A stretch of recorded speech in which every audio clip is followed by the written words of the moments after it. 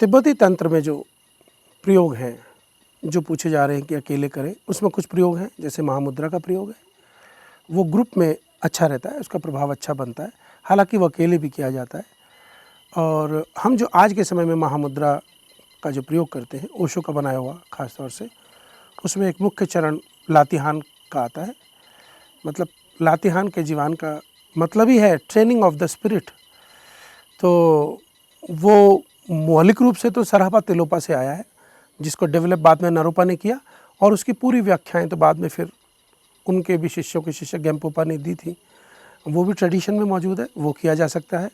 या नारोपा के जो दूसरे जो 6 डॉक्ट्राइन है, उनके धर्म है, चाहे तिलोपा से की दी हुई डायरेक्शंस है, उनके लिए तो किसी गुरु के सानिध्य की ज़रूरत है, क्योंकि वहाँ पे इनिशिएशन का और गुरु की गाइडेंस का बहुत ज़्यादा उपयोग है। ख़ास तौर से जैसे तुमो का प्रयोग है, जो बॉडी हीट पैदा करने का है और कुंडलिनी के चैनल को एक्टिव करने का प्रयोग है, वो तो गुरु की गाइडेंस में ही होना चाहिए, क्योंकि वो थोड़ा सा कठिन और कठोर प्रयोग है और बड़ा टेक्निकल भी है वो। इसी तरह से और भी तिब्बती तंत्र के प्रयोग हैं। हाँ, जो बुद्धिज़्म के प्रयोग हैं, जिनमें बेसिकली कईयों में भूमिका गुरु ही तय करता है, कोई रिटन नहीं है कि वो हमें विपस्सना की तरफ ध्यान में ले जाएगा या माइंडफुलनेस की तरफ। जो बुद्ध के धर्म के 4 ब्रह्म विहार हैं, उनमें से वो किस पर जोर देता है, गुरु या गुरु पर निर्भर होता है।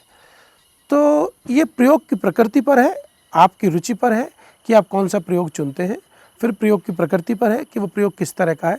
उस हिसाब से डिसाइड होता है कि गुरु के सानिध्य की ज़रूरत है, गुरु की गाइडेंस की या नहीं है, या अकेले कर सकते हैं या ग्रुप में या ऐसे कर सकते हैं। ये तो प्रयोग के हिसाब से ही तय हो सकता है।